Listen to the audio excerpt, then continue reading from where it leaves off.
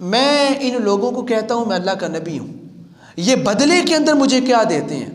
یہ مجھے دھکے مارتے ہیں، گالیاں دیتے ہیں، پتھر مارتے ہیں، خون نکالتے ہیں، تلواریں میرے اوپر لے کے آ جاتے ہیں۔ اس کے بدلے اللہ نے کیا فرمایا؟ رسول آپ یہاں سے ہجرت کر جاؤ، مکے والے جب ٹھیک نہیں ہو رہے آپ چلے جاؤ یہاں سے۔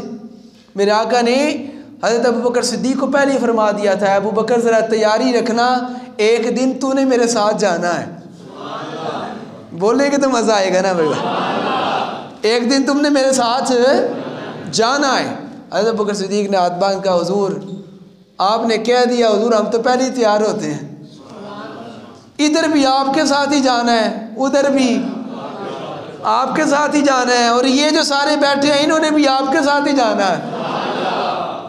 ٹھیک ہے نا جی ریاض صاحب، ہمارا تو یہی ہے نا جی، سرمایہ کل سرمایہ یہ ذاتیں ہیں، پاک ہستیاں ہیں، انہی کے ساتھ دنیا میں، انہی کے ساتھ قبر میں، انہی کے ساتھ حشر میں، انہی کے ساتھ جنت میں، انہی کے ساتھ جانا ہے۔ فرمایا تو نے میرے ساتھ جانا ہے۔ حضرت ابوبکر صدیق نے کہا حضور میں حاضر ہوں۔ ہجرت کی رات آ گئی، میرے آقا کے پاس مکے والوں کی امانتیں تھیں، حضور نے ساری امانتیں مکے والوں کی جو تھیں مولا علی کو دیں۔ بولیے کس کو دیں؟ مولا علی کو دیں، شیر خدا کرم اللہ وجہ الکریم کو دیں۔ اب آپ حضرات کے لیے میں یہاں پر چھوٹا سا نقطہ اور کہنا چاہتا ہوں۔ مکے والوں نے پلان تیار کر رکھا تھا، آج رات مصطفیٰ کریم صلی اللہ علیہ وسلم کو شہید کرنا ہے، ان کا پورا پلان تھا، پوری تیاری کر چکے تھے، لیکن اپنی امانتیں پھر بھی رسول کے پاس رکھوائی تھی۔ اگر آپ کو مشتاق صاحب پتہ ہو کہ فلاں بینک نے دیوالیہ ہو جانا ہے، آپ اس میں پیسے رکھیں گے اپنے؟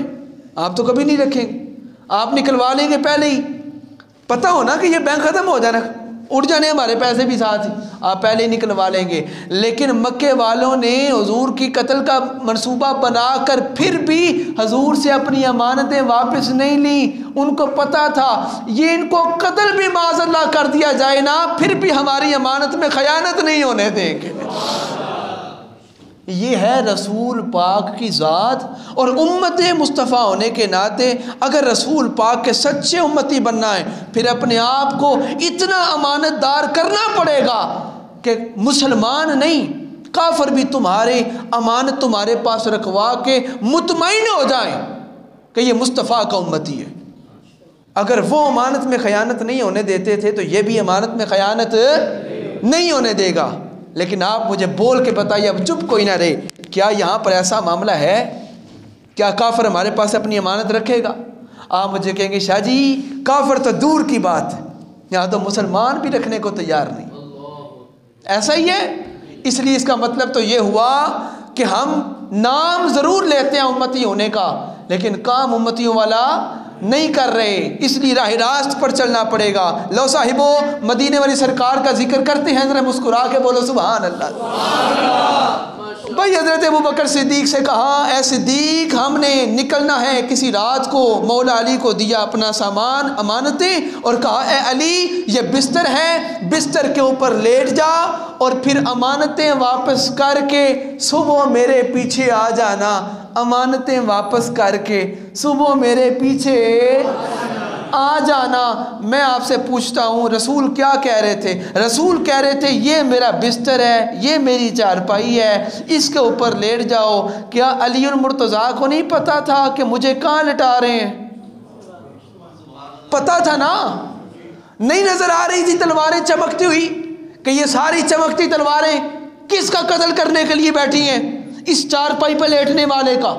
مولا علی کو پتا تھا، حضور کہہ رہے تھے علی سلا نہیں رہا، کوئی کھانا نہیں دے رہا، بلکہ کہا جا رہا تھا علی یہ قتل کرنے کے لیے موجود ہیں، تو لیٹ جا۔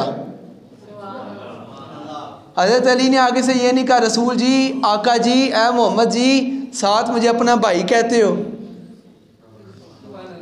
اور ساتھ مجھے قتل ہونے کے لیے لٹا کے جا رہے ہو؟ نا نا۔ اب حضرت مولا علی کی زبان کا جملہ سناؤں؟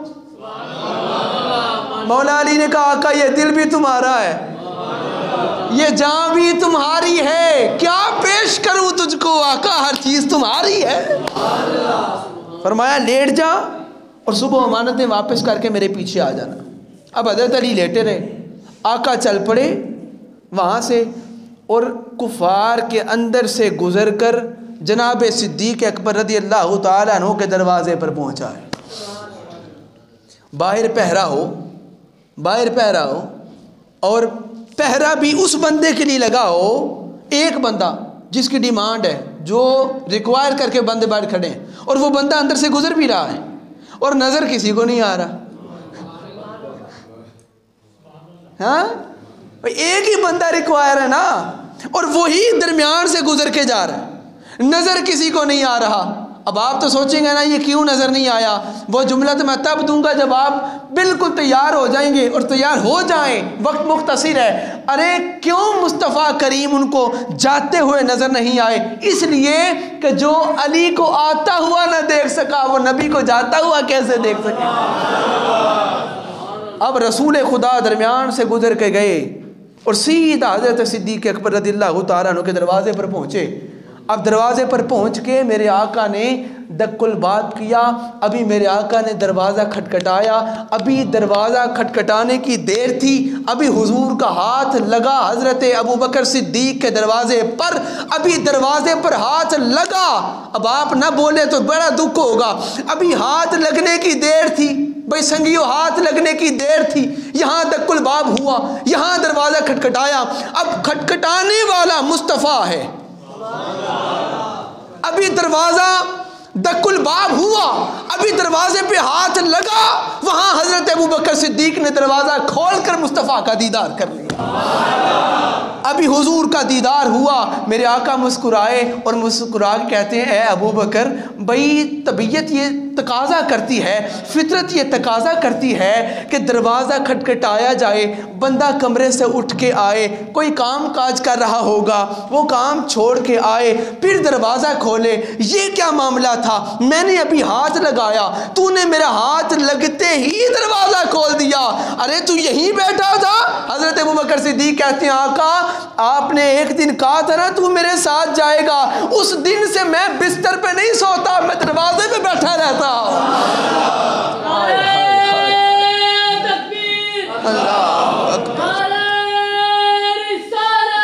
یا رسول اللہ،